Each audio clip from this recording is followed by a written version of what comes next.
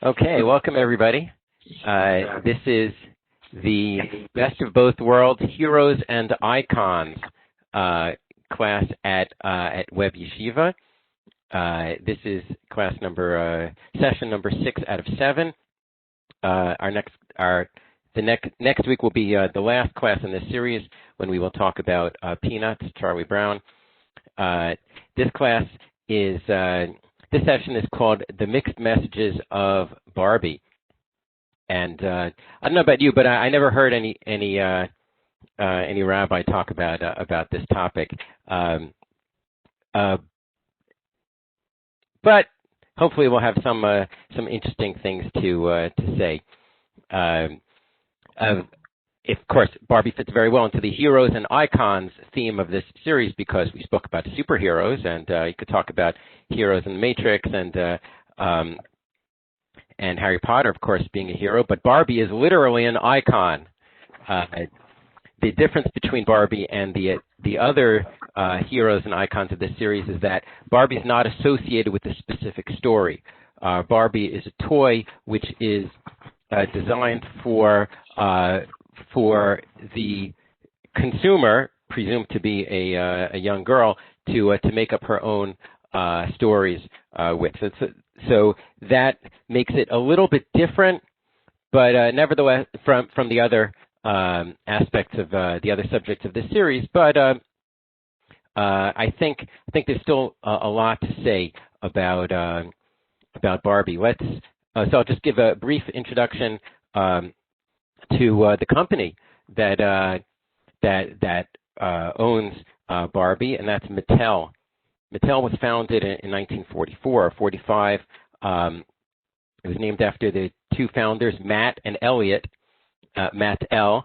Elliot was Elliot Handler, whose wife Ruth became the mover and shaker at Mattel between the 1940s and the 1970s. She gets the credit for coming up with the premise for Barbie. Mattel is currently the second largest toy maker in terms of revenue. Number one is Lego. Mattel's brands besides Barbie include Hot Wheels, Matchbox cars, some Disney and Pixar merchandise, including Baby Yoda dolls, in case anybody's buying that this season. That's Star Wars, which is owned by Disney. Oh yeah, Disney bought Mattel and Hasbro 6 years ago. Mattel also owns American Girl. That's the more upscale doll brand. Fisher-Price Toys, Polly Pocket, Cabbage Patch Kids, Thomas and Friends, and some games you might have heard of like Scrabble. That's all owned by Mattel. But their main brand, their $1 billion a year brand, is Barbie. I want to share with you a few. No, wait, that's not what I meant. We'll get to that. I want to share a couple of photos that. Why is this going to photos? 1 second. There it is. Okay, can everybody see the doll? My wife and I in 2011 visited the Prague, and I made sure that we went to the Prague Toy Museum. Prague Toy Museum is not very large, but it has two stories, one of toys in general and one of Barbie. And on the floor, they have a lot of Barbies, but they also have a picture of the doll that Barbie is a ripoff of, and that's Lily that you see over here. We probably won't have time to get to the story behind Lily, but Lily was not intended for children. That was made in Germany. These are the first Barbies, 1959, and they look a lot like Lily, but there's still some differences. That they do involve the looking to the side, which Barbie continued for a couple of decades. These are the first Ken dolls. We'll talk about Ken very briefly. He did not come around until 1961. And those are just the photos I want to share with you from the museum. As with this class, I want to show you some of the material that I read for this book. Barbie, 30 Years of America's Doll, that was published in 1989. The Barbie Chronicles, A Living Doll Turns 40, a lot of interesting articles in that one. That's a collection. Forever Barbie, which I have here.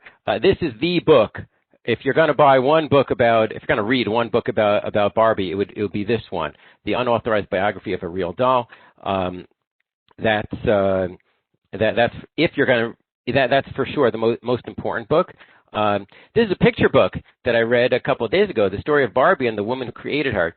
It's cute. It has I guess a children's version of the history of Barbie, as opposed to Barbie Career Girl, which I also read this week, which is a very clever introduction to careers for girls, which every page has a Barbie in that career and a woman who's doing that career in real life, and then a photo of a girl who's pretending to have that career. There are also a couple of documentaries that I watched about Barbie. One is called Barbie Nation, an unauthorized tour. That's from 1998. And the other one, it's actually an episode of a Netflix series. The series started in 2017. This was one of the first episodes. The series is called The Toys That Made Us. In this session, I hope to quote a few parts from that documentary. See on the side here is Skeletor and G.I. Joe. And our last photo is one which was the cover of Time magazine in 2016. Now can we stop talking about my body? When we get to 2016, well, we're not doing a whole history, but I'll point out that something did change about Barbie in 2016. That we'll get to that on page 2. So let's get started with the Torah material. There are two main topics that I want to speak about in connection with Barbie. One of them is the main issue that Barbie tends to be criticized for, namely her beauty, the overemphasis on beauty. And we'll start with Torah sources momentarily. And then later I want to talk about a very different critique of Barbie that you tend not to hear, mostly because people are not aware of the issue of the history of Barbie. And that one is I would say a much more much more of an indictment of Barbie from a traditional perspective, and that has to do with what Barbie can or can't do. So before we start talking about Barbie's approach, Barbie's looks, a Barbie approach to beauty, I want to point out that beauty, according to the Torah, we find some positive and some negative statements, and then the question is to what extent can they fit together. So sometimes people, I've seen articles where people criticize Chazal and rabbinic approaches to women, and they say, oh, how about the Gemara, source 2, how about the Gemara, the last daf of Ta'anit, when the eligible young women, really more like girls back in the day, when that was the age when people got married when they were in their teens, would go outside of Yerushalayim, or at the open areas of Yerushalayim on Tu B'Av and Yom Kippur. These were the happiest days, as formulated in the Mishnah. And they would go out and dance, and the expectation is that eligible boys, young men, would be able to see them. Girls tended to stay at home, and this would be one way to show who they were and get people to be interested in marrying them. So people sometimes criticize this because one of the lines here is, what would they say? What would girls say when they dance? So one of the lines was, hey, look at beauty. She'ena isha ela liyofi, because a woman is only about beauty. Well, that's the words are very clear. That's a very harsh indictment if you think that's what the rabbis believe about women. But in context, it's not a statement of what the rabbis believe about women. It's a descriptive statement of what some women said about themselves. Let's look at the full quote. Yefeifiyot shebehen, the girls who were pretty, what would they say? They would say, hey, look what I got. I'm pretty. And therefore, I think that a woman's all about being pretty. Therefore, you should choose me. Miyuchasot shebehen, but the girls who were not especially good looking, but they were from impressive families, what would they say? Hey, you should look at the family, because ein isha el lebanim. A woman's all about having children with, and you want your children to be part of this illustrious family. That's why you should choose us. In the standard text, it skips to the last one here, but I thought I'd add in what the Ein Yaakov inserts. Ashirot shebehen omrot. What would the rich girls say? They would say, hey, you should look at the people with money. Like money they don't have to spell it out. Money makes the world go round. Everybody knows that. So we've got money. Look at money. The last group, it's a harsh way to put it, literally the ugly ones. Well, in other words, the ones who didn't have beauty and money and impressive families, what would they say? They would say, hey, you should marry for the sake of heaven. P.S. You can always buy me gold jewelry afterwards, which is a kind of funny additional comment. But point is, these are four statements that the rabbis did not make up themselves. They are quoting from people who are looking to market. They were marketing themselves as potential wives. So how do you market yourself? You focus on what you have. Okay, each one focused on what they had. What I saw not that long ago, Rav Avram Wasserman, source number 3, he's the head of the Halakhah Kollel at the History of Barbie of Ramat Gan. He has an article, really his article is about something else, but he mentions in passing that yes, it's true. The Gemara says this quote that look at beauty, but when the Mishnah, early in source number 1, when the Mishnah sums up the whole story and doesn't distinguish between the different groups of eligible young women, it says, and what would they say?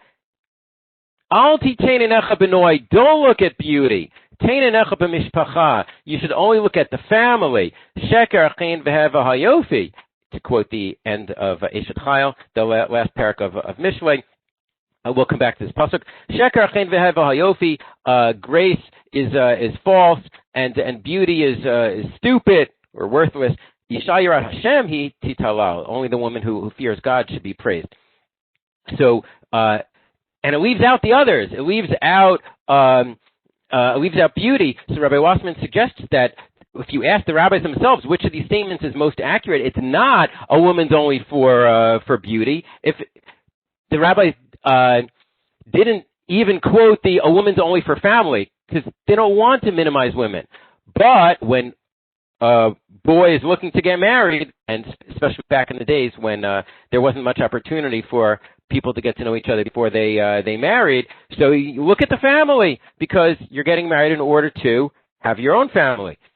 Anyway, the point is, so this is, even though you'd think that, like, wow, it says in the Gemara, a woman's only for beauty, that's not an accurate quote.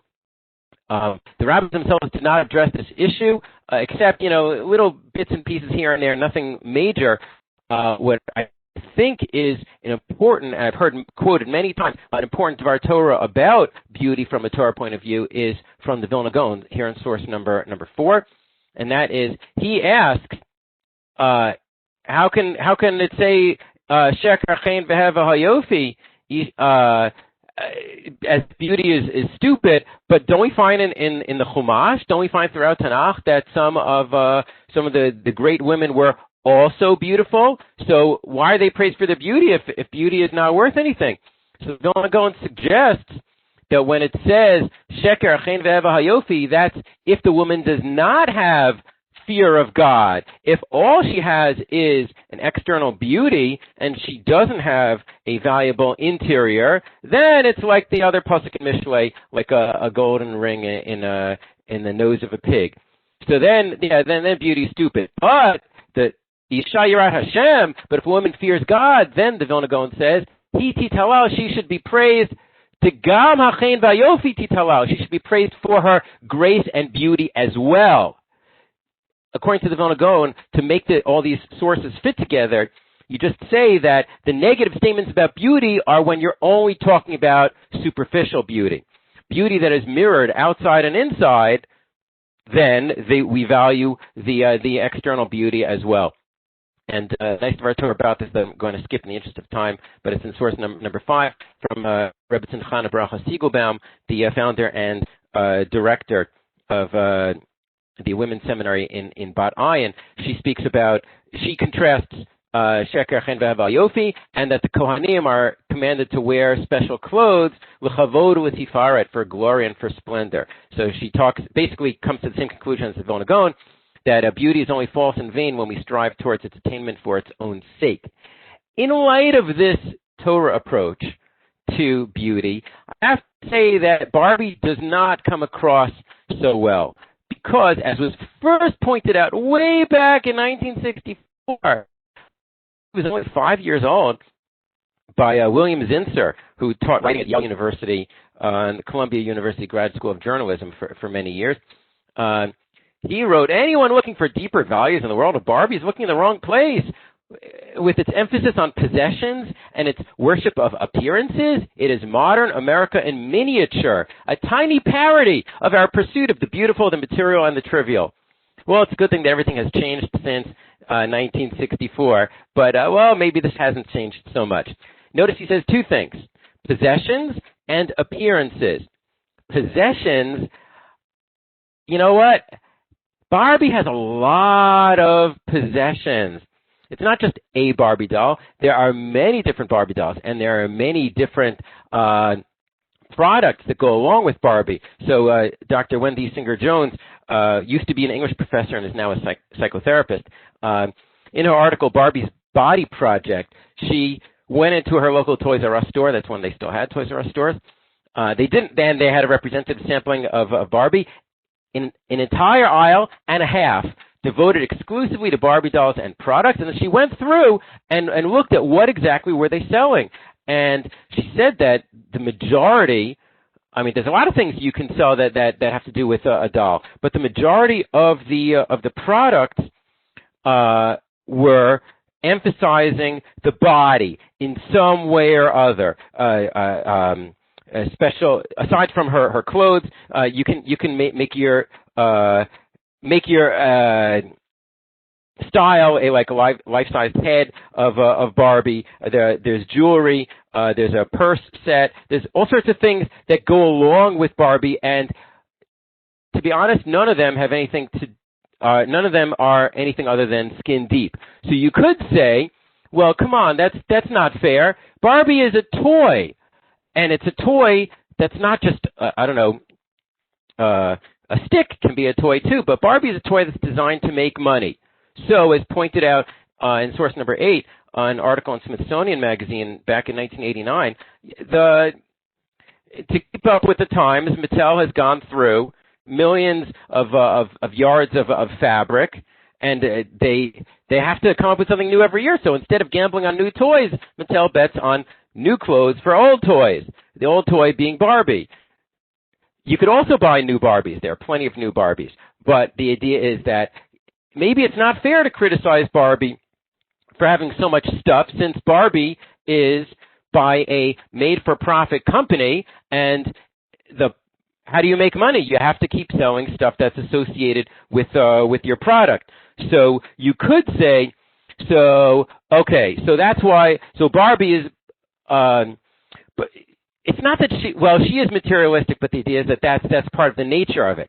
I'm going to argue a little bit later that that's not a good enough defense, but something changed. The other major critique of Barbie, we just saw from William Zinsser, possessions and appearances. The critique is that Barbie, in fact, I'm paraphrasing now, but this is something from later in the source sheet on page, one second.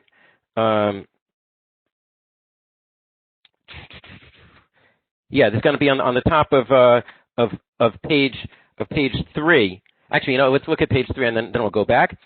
An article by a couple of anthropologists What is striking them is that while Barbie's identity may be mutable, like it can change to all sorts of things, we'll talk about this. One day she might be an astronaut, another cheerleader, but her hyper-slender, big-chested body has remained fundamentally unchanged over the years. A remarkable fact in a society that fetishizes the new and improved. And that's the critique. The main critique of Barbie is that all the Barbies look the same, and they all look unrealistic. Their image of beauty is unrealistic, and maybe that will make girls feel bad about their body. We'll come back to this, but to be honest, something changed in the last 4 years. It's not a big change, but it is a change, and that is in 2016. Here's an article from the Wall Street Journal. Actually, it's an article from now, from where was it? From October 2020. Barbie sales take off as parents try to cut down on screen time. Very clever, make a pandemic in order to get kids to stay at home in order to sell more games. But the reason I have this article here is because it starts with a photo of the Barbie Fashionistas line. There are still many, many, many, many, many types of Barbie you can buy, and 90-something% of them all have the same body type. That's true. But if you go on the Barbie website and you look for Fashionistas, that is, I don't know why they call it that, that is the line that Mattel started in 2016 to have different looks of Barbie, as you could see here. Both Barbies and Kens. These are not the alternative dolls, Midge and Skipper, other dolls made by Mattel. No, these are all officially Barbie and Ken, but they look different. Some of them have darker skin color, and some of them have different color hair, and some of them are different body types, curvy, tall, or petite. There's even one who's bald, presumably after chemotherapy. There's one who's in a wheelchair. Granted, you have to go out of your way to look for these. But until 2016, between 1959 and 2016, Mattel did not make these. And if they made them as like a separate line. Like we can't call them Barbie. So as far as that goes, the critique that we're saying now that, all the Barbies always look alike, you're only giving one model of beauty, that's still 90-something% true, but it's not 100% true the way that it used to be. In 2016, there was an article from the Associated Press here in source number 9, which they talked to a couple of critics who were not impressed. And here's from Chris McComber, sociology professor. Sure, all body types should be valued, and sure, all skin colors should be valued equally, but why must we keep sending girls a message that being beautiful is so important? And I haven't emphasized this yet, but Barbie started her with one career, that is being a model. And as Barbie continued, everything that Barbie does is about her appearance. And it seems that even giving her different careers, a lot of the time it's still just focused on being beautiful. So maybe that's a problem. The other critic said, body type is only one of the criticisms. The other was the brand's relentless focus on appearance and fashion. Okay, well, that's not going away. So if that bothers anybody, then yes, making even more ways that you could buy Barbie is not going to take away from that issue. I see in the chat, is a book ever a Barbie accessory? They periodically put out books that are associated with Barbie, but none of them are essential. None of them ever last very long. They're just like, more adventures of Barbie. They don't stay in print very long either. The body image problem is real for women in Western culture and especially teenage girls. The question is the problem real? The question is, to what extent is Barbie part of the problem? So I like the way it's formulated in source number 10 by Dennis Miller, who used to be on Saturday Night Live. Then he got his own talk show. He has a bunch of books, The Rants, Ranting Again, Stop Me Before I Rant Again.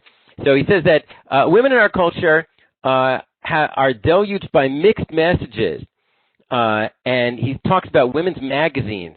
He says top right of page 2. A no-win parallel universe populated by spindly, overpaid 19-year-olds in $1,000 frocks, hair, and makeup tips so intricate they would confound Oppenheimer, the guy behind the atom bomb, and the diets that make the rations at a Sudan refugee camp look like the Viennese table at Pavarotti's wedding. This is the sort of thing that Dennis Miller likes to say. But the biggest irony is every single one of these magazines, there are at least 5 articles about how important it is to like yourself just the way you are.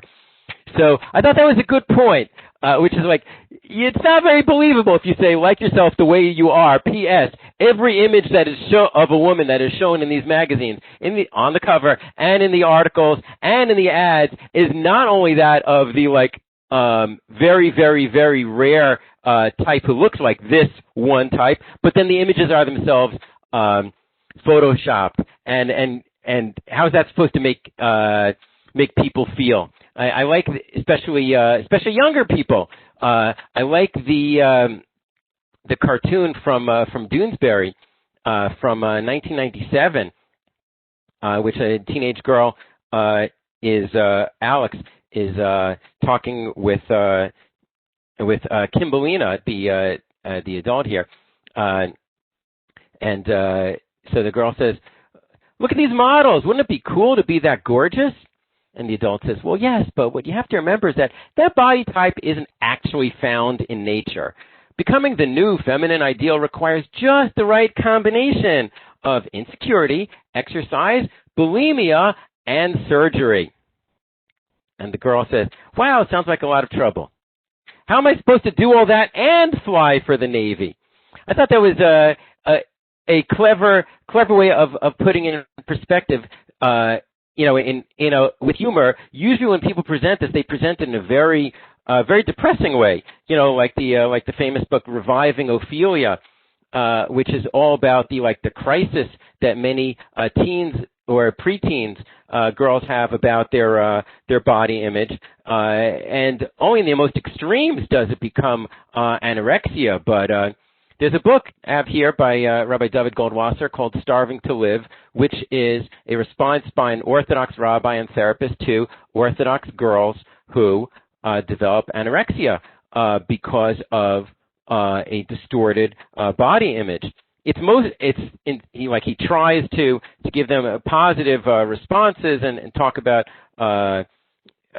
feeling good about yourself, but it's a pretty serious indictment of the fact that you would think so non-frum people, non-Jews, so they absorb unrealistic body images from the outside world, but in the Orthodox world, so we get our beliefs from the Torah, and the Torah is primarily about being a good person, and like we said before, Yirat Hashem, and beauty could be valuable also, like we saw from the Vilna Gaon, but secondary.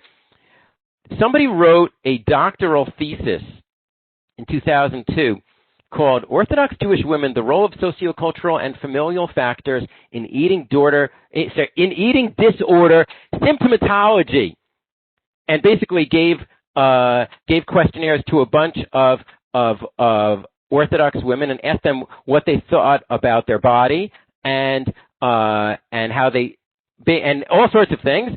And the author discovered that the main thing that was of their opinions that she surveyed them about, the main thing that predicted whether they were likely to be preoccupied with dieting, maybe not an eating disorder, but disordered eating, which is when somebody eats in an unhealthy way because they're convinced that they're too fat. The Orthodox Jewish women who are most likely to have that problem were the ones who had accepted the slender body ideal.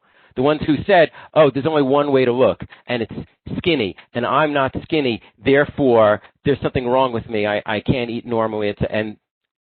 Some of those women develop anorexia, but the ones who don't, they're still not eating in a healthy way.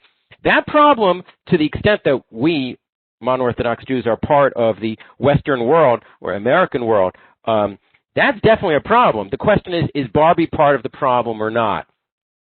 And even in source number 13, where a couple of anthropologists surveyed a bunch of teenage girls and said, describe the perfect girl. What's your image of the perfect girl? And they described someone who looks exactly like Barbie. That doesn't mean Barbie is the cause of the problem. Maybe Barbie is responding to girls imagining that's what they should look like.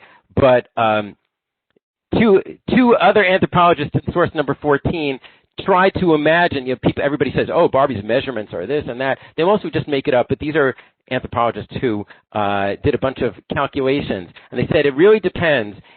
If you imagine that Barbie is the equivalent of 5'10", which is like the height of a fashion model, or if you imagine that Barbie's the average height of women in the United States, it's 5'4". That's not the same thing. If Barbie and Shawnee, that was the name of the black equivalent of Barbie in a couple of decades ago. If they are the equivalent of 5'10", well then here's what their measurements would be, which is very, very thin. But if you scale Barbie to 5'4", then her waist is 17 inches. That's anorexic. And they point out, unlike somebody who's unfortunately very anorexic in real life, whose self-denial renders her gradually more androgynous in appearance, in the realm of plastic fantasy, which is what Barbie is, a plastic fantasy, Barbie can remain powerfully sexualized even while she is distinctly non-reproductive. And we're going to come back to this point. Barbie is so thin that even if she wanted to have a child, she would not be able to do so. And somebody actually wrote this in a column in Newsday a number of years ago. They quoted a reader who had sent in that she doesn't buy her daughter Barbies, but the relatives do, so she uses Barbie as a teaching tool. Barbie cannot menstruate, and therefore she cannot be a mother because she does not have enough body fat on her. That's what this mother did in response to her daughter getting a Barbie as a present. But what we have not addressed is, why does Barbie look like that anyway? There are two types of answers to this question. One of them, I'm not talking about conspiracy theories. One answer has to do with the history and the doll that Ruth Handler saw that inspired her. But I don't think that's a good enough reason, because they had to change this doll anyway in order to produce it. The answer to this question was given in the book that I mentioned before, Forever Barbie, and it was discussed for a couple of minutes in the Netflix documentary episode of The Toys That Made Us, and that is making high-quality garments for an 11.5-inch fashion doll had never been done before. As we will see shortly, there never had been a doll for girls who herself was a woman. Only babies. Until Barbie, all the dolls were babies or little girls. So they wanted to make Barbie a fashion doll. The problem is that the fabric the fabric that's the right thickness for a human being is going to be way too thick for a doll that's only a foot high. There's no such thing as miniature looms. It's the same looms that they make human fabric on. And so basically the designers explained how that's why Barbie needed a long neck and they had to adjust the waistline as well. Basically, that for the same reason that a mannequin does not have the same dimensions as a real person, Barbie is basically a small mannequin. This is what was formulated by one of the heads of Mattel. But so just in terms of, one of the designers said, if Barbie had been a real woman, no, I'm sorry, that's before that. It was 3 heads to the waist rather than the normal 2.5 heads that a person has. But it wasn't that they were trying to say, girls, this is the only thing that's acceptable. They're trying to make a doll that you'll be able to have high quality clothes for and still make it look reasonable. So they had to stretch her for this practical purpose. Fascinating line from Jill Barad, who was the CEO of Mattel in the 90s, if I remember correctly. She said, Barbie's not a human. She's a doll. She was never meant to have human proportions. In which case, then, she should be immune to criticism. Oh, she's making girls feel bad about themselves, but she's not human. This is partly convincing to me, but not completely convincing. Why? Because in 2010, Mattel launched Barry wrote. The problem is she looks too human. Right. Along those lines, going to support what Barry just wrote. Mattel launched Monster High. Okay, another line of dolls, which was to copy the dolls called Bratz that had been selling, that had been taking away Barbie's market share for a number of years since 2001. This is what they look like. Monster High dolls on the left, Bratz on the right. And what they have in common is that their heads are enormous and their bodies are like super spindly. Okay, so therefore what?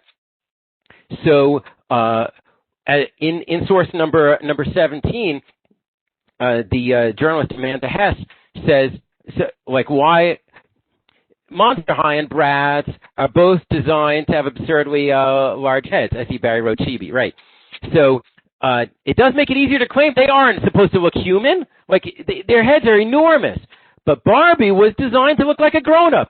Okay, her waist is impossible, her ankles are frail, but her head is only slightly larger than a real woman's would be. So when girls look at Barbie's face and a recognizably human woman stares back, it's a lot harder to avoid making comparisons from the neck down. And that does make it harder to make the defense that we said before. Well, that they just had to make her that way. A different type of defense of Barbie here on page number 4 is, first of all, from Dr. Ann Ducille, who's retired now, but she was a professor of English at Wesleyan, scholar of African American literature and black feminist theory. So she wrote a book called Skin Trade about appearance and attraction. And she says, these are serious issues, but blaming Barbie for adolescent anorexia would be a little like blaming Sarah Lee for obesity. Sarah Lee makes food. So like eating problems, the beauty ideals that Barbie embodies have been around for generations. So it's not fair to say, oh, Barbie created the problem. Barbie did not create the problem. Barbie might be part of the problem, but to point the fingers as if, well, if only we just don't have Barbie at home, then that will solve the problem. That's not so fair. A variation on this defense of Barbie, source number 19 from Yona Zeldis McDonough, who edited that book that I showed you before. She says, is there such widespread contempt for the intelligence of children that we really imagine they're stupid enough to be shaped by a doll? Girls learn how to be women from the women around them. And a variation on this from Barbie's lead designer from several years ago, Kim Coleman, when she was asked, you don't think there's a body comparison going on when you're a girl? She says, I don't. Girls view the world completely differently from the way the grown-ups do. And the influence for girls on body image, it's peers, moms, parents. When they're playing. It's a princess, fairy, fashionista, doctor, astronaut. That's all one girl. She's taking her Corvette to the moon and her spaceship to the grocery store. That is literally how little girls play.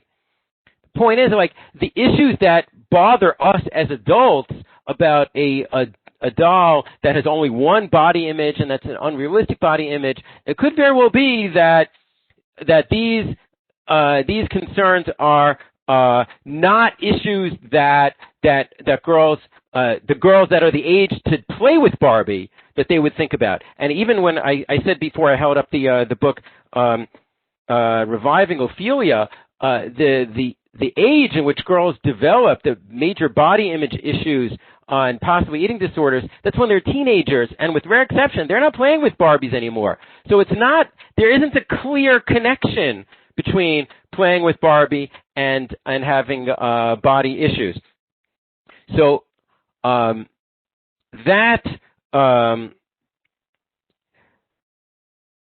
just want to leave that as an open question. I want to show you both sides of that. Now I want to switch to the other issue. So what do we say so far? There are Torah sources about beauty that mostly say, at least the ones that we looked at, say that beauty can be valuable when it's part of a person who is beautiful inside. Beauty on its own is problematic. Appearances on their own are problematic. That is what Barbie is. The question is, does it have to be that way because Barbie is a toy and they're trying to sell her stuff?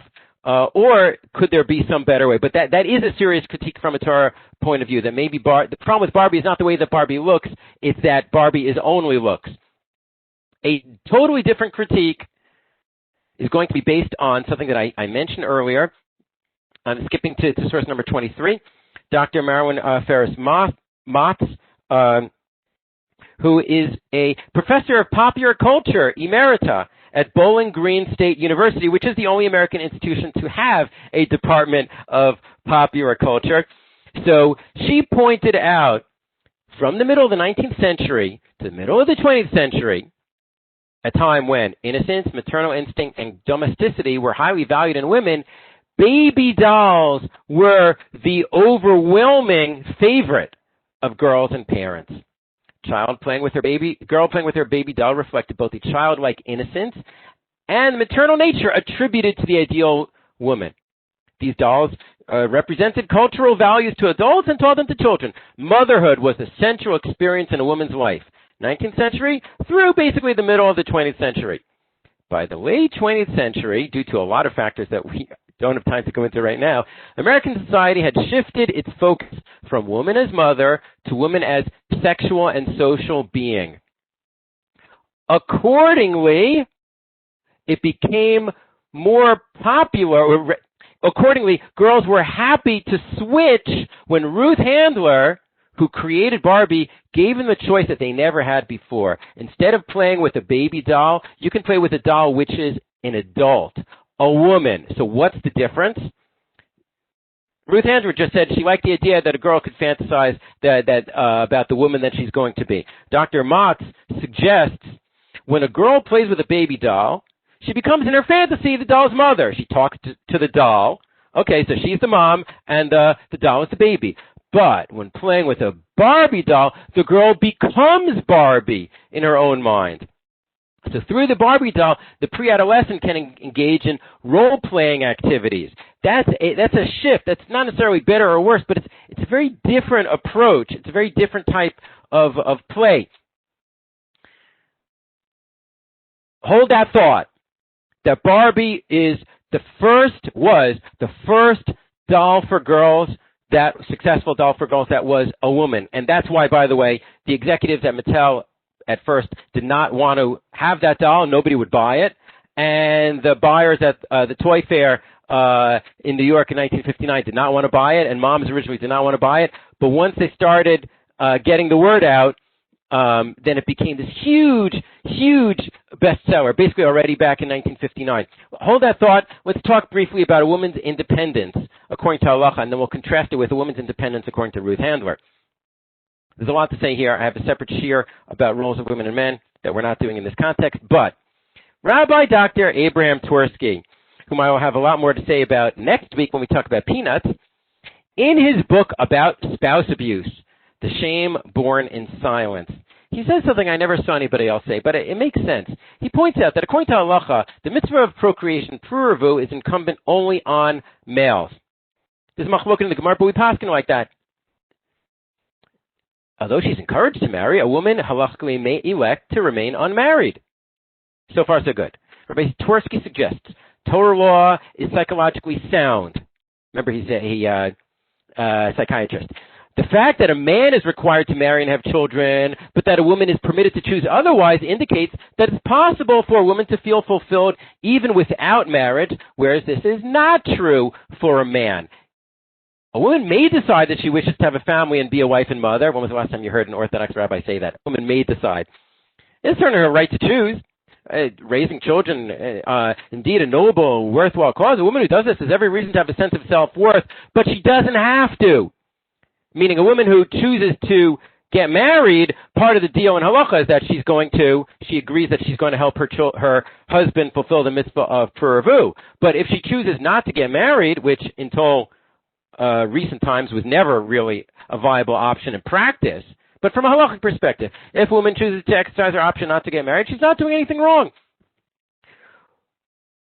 And therefore what? Hold that. So theoretically, the rabbis could have said, the rabbis who lived in a world in which parents married off their children when they were children or maybe teenagers, both boys and girls, in which nobody imagined a world back then, at the time of the Gemara, at the time of the Middle Ages, nobody imagined a world in which women could actually lead an independent life, get a job, support themselves financially. That didn't exist at all. You would have expected Chazal to say, of course a woman has an obligation to have children. Like that's the main thing that women do in the world as they knew it, to get married and have children.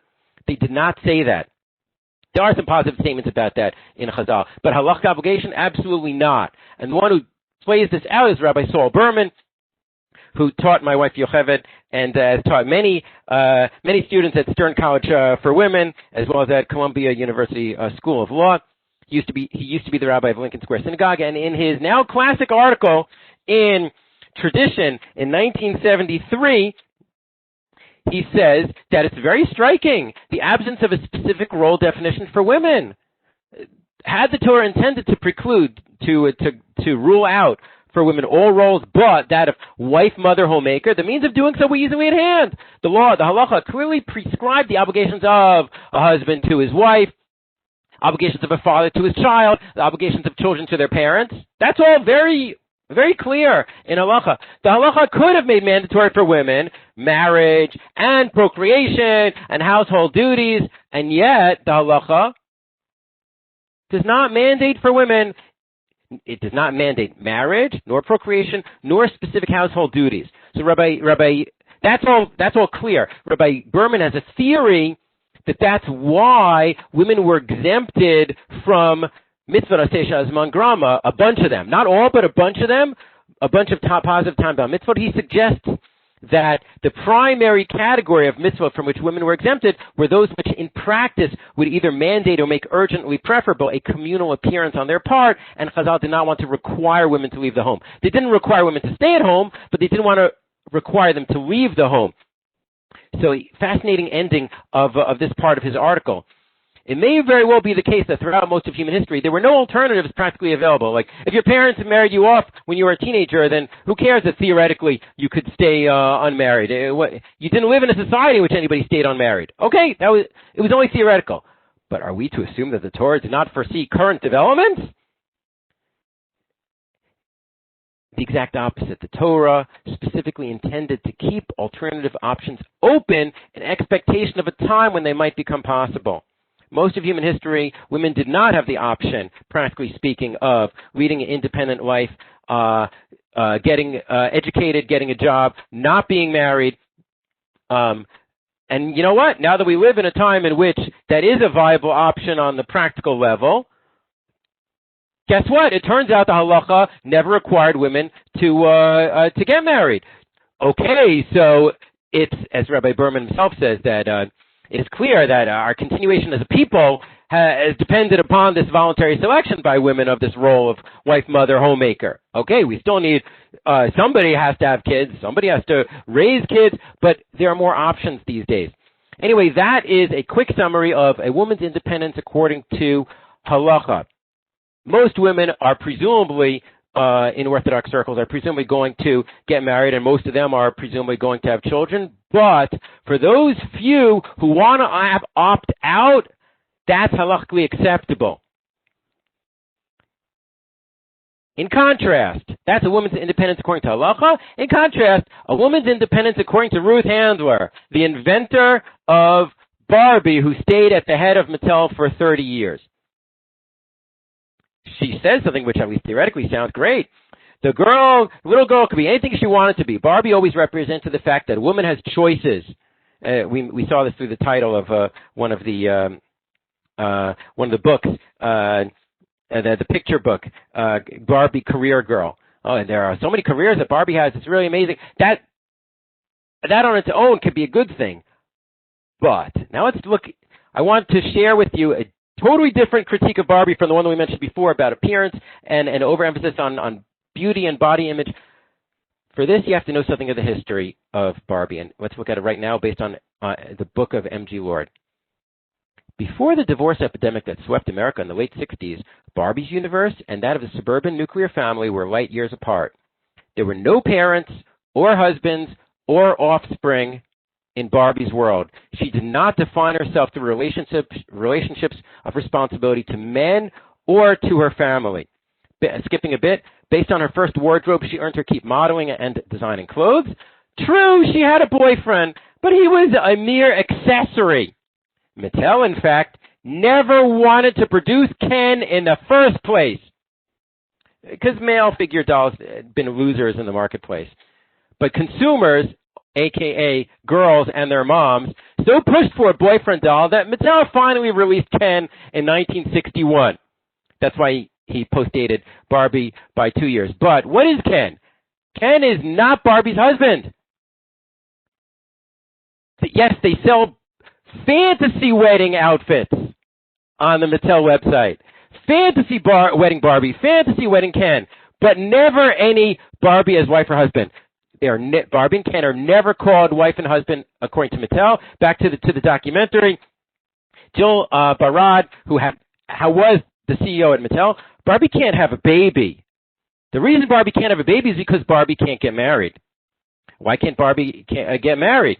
Well, it's about the period in a young woman's life before she's weighed down by a family. But that was M.G. Lord. But Barad says, if we did it, if we married off Barbie, we as the brand keepers, the girls would think that she was married forever. It would take away from the open-ended play. Meaning if Barbie's all about you could be anything you want at any time, well, then it's not going to work if you're tied down to a husband, and certainly not if you're tied down to a child. And therefore, Barbie can never get married or have children. And M.G. Lord takes this to the next level. She points out, after 1961, Mattel issued Ken and fantasy wedding clothes for Barbie and Ken. Children then clamored for Barbie to have a baby. And that's where Ruth drew the line. Pregnancy would never mar Barbie's physique, nor progeny compromise her freedom. Just as she does not depend on parents, she would have no offspring dependent on her. And you know what? That was not just Ruth Handler. That's today as well. That, unlike what changed with Barbie in 2016, when Barbie got a few extra body shapes, if you know where to look for them, what was Ruth's compromise? Oh, if buyers wanted a baby, there must be some way to sell them one. She eventually came up with Barbie Baby Sits. Here's Barbie, here's a baby, but Barbie is a babysitter. And it came with books, how to get a raise, how to lose weight, and how to travel. Whether it was the influence of Helen Gurley Brown's book, 1963, Sex and the Single Girl, Helen Gurley Brown, who went on to found the magazine Cosmopolitan, whether it was her influence or synchronicity, Barbie began to resemble Brown's happily unmarried woman. Ruth refused to give Barbie the trappings of post-nuptial life. The doll would be forever independent, subservient to no one. And you might have thought that, okay, but that was then, but how about now? So guess what? Here's the Barbie website. If you look up baby, do a search for baby on the Barbie website. There are thousands of outfits. There are hundreds of Barbies and products of all types. And if you search for baby, you will get Barbie as baby doctor or Barbie as babysitter. To this day, you can also find Barbie as younger sisters. Barbie has what is it? There's let's see if I get this right. Barbie has Skipper. I saw this somewhere. There's a couple of baby little sisters of different ages, but Barbie can never have a baby, and that it's not that well known.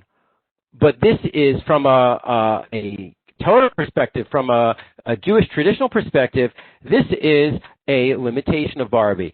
To say Barbie can do anything except for being a wife and mother, that's exactly the opposite of where we say that a woman can be a wife and mother if she chooses to, but being a wife and mother is a very valuable thing. You will not find in Barbie's world that being a wife or mother is a valuable thing at all. Mention one other thing, and that is along these lines. Oh, I'll just mention a kind of defense of Mattel is in source number 31. This is from a recent article called "Looking Back at 61 Years of Barbie." 2002, pregnant Midge causes controversy. Midge is another doll in the lineup, not Barbie. And Midge was married to Alan. Okay, these are relatively obscure. If you don't look for Midge and Alan, you're not going to find them. But yes, that's another one. You want a doll gets married, fine, has a husband, fine. There's Midge and Alan. So in 2002, they created a version of Midge who is pregnant and has a baby bump. And then you open up the baby bump and you take out the baby. And ta-da! Midge has a baby. Some parents felt that Midge was too young to have a child, and they feared the doll could represent teen pregnancy. Walmart refused to sell it. Pregnant Midge was discontinued in 2005. Possibly because both Midge and Barbie have a certain ambiguity which we haven't addressed yet, which is, how old are they? The Mattel company has kept this ambiguous on purpose. If you look in some sources, it sounds like Barbie is still in high school. So she's what, 17? Okay, so she's not getting married. But Dr. Barbie is not in high school, okay? Astronaut Barbie, all the careers Barbie, they're all adults. So which one is it? And the answer is, they don't like to talk about it. They like, let girls do whatever they want. Let them fantasize. Okay, so if you're fantasizing, so the doll looks like she's a teenager, possibly. Well, she, like we said before, she doesn't look human anyway, but fine. If the doll looks human, then she looks like a teenager. Well, then, are you saying teen pregnancy? Basically, this blew up in the face of Mattel because they insisted on making dolls that looked like in between teenagers and women to maximize the fantasy possibilities for little girls. But then, sorry, you can't say, here's a teenage girl and she's also a great role model because she's married and has a baby. Anyway, one more thing before we wrap it up, and that is in source number 32, Dr. Wendy Singer-Jones, the one who went to the Toys R Us to compare and contrast the different toys. She says, contrast the Fisher-Price Dream Dollhouse. P.S. Fisher-Price, we mentioned before, is a brand that is owned by Mattel. Okay? This Dream Dollhouse comes with a mother and a father and baby twins and some basic furniture. Like Barbie, the dollhouse invites consumers to enrich their play by purchasing a variety of supplemental products. Right, because a toy company wants you to buy toys. But the emphasis of these products is very different.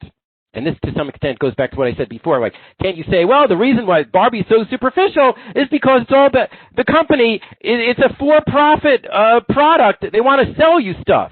So that's why she's so materialistic. Not necessarily. Fisher-Price Dollhouse toys focus on creating a home rather than a self. They're about a family rather than an individual or a series of individuals. So it's about the house and their stuff and the people in their neighborhood. She goes on about this. I cut it short.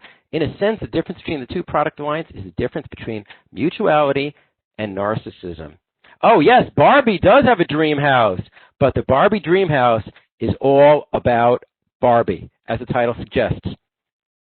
With its signature pink decor, it is yet another accessory designed to adorn the adorable. Barbie lives alone. She will always live alone. Barbie is fiercely independent. So, you know what? You could talk about the value of the individual as opposed to the community, but sooner or later, you have to recognize that too much individuality is a bad thing. Last thing we're going to share here is there's a Wikipedia page about a book written in 1977, not about Barbie, but it's about a theme in American culture. It's called the American monomyth, and it contrasts ancient myths, which the hero goes off and does his quest, whatever, and then comes back and becomes the leader of the city, then becomes the king or whatever, and leads the people. The American versions in most American myths, the hero lives alone. The hero, Superman, at the end of the day, flies off to his fortress of solitude. But even before Superman, the stereotypical American hero of the West, the cowboy, what does he do? He rides off into the sunset alone. That's the stereotype. It doesn't always follow that, but the point is that, why is it in every cop movie, the hero ends up facing the drug lord or villain or whatever by himself, even though there's an entire police department, because that's the way the stories are structured. It has to be one-on-one, the monomyth. So you could argue that, yes, Barbie has too much independence, but let's not blame her. Let's blame the culture that Barbie is part of. If you're blaming Barbie, then maybe you should blame Superman as well. Maybe, but ultimately this comes down to a totally different critique of Barbie from the one that we started with. The one that we started with is if beauty, according to the Torah, is valuable, if it's not an end in itself, if it's part of serving Hashem, or it's part of matching a beautiful exterior with a beautiful interior, then it's fine. But Barbie doesn't seem to have an interior. That was the first critique. The second critique is that Barbie can't be married or have children, and that's presented as a value. She's a super individualist, and that is a problem, even according to us, that according to Halakhah, a woman has the right to opt out of being a wife and mother. Nevertheless, that's still the exception. It's not something to be presented as a model for everyone. So that is a little known, but still, I think, an important critique of Barbie. And let's just conclude on a lighter note from an article by Danielle Crittenden, who is a author and journalist. She wrote a book called What Our Mothers Didn't Tell Us, Why Happiness Eludes the Modern Woman. She is a convert to Judaism and is married to another author and journalist, David Frum. Anyway, so she wrote an article for the New York Post saying, the reason I've never liked Barbie is because she's tacky. She's tacky looking and has tacky taste in clothes. But let's face it, 5-year-old girls have tacky taste in clothes too. Okay, fair enough. That is a different point, and probably many people would disagree with that, but fine. I thought that was an interesting thing to consider. Our time is up. I'm going to end the recording, and then I'll stay to take questions. Thank you for joining me, and we have one more session next week, and that will be about Peanuts, Charlie Brown. Thanks for joining me.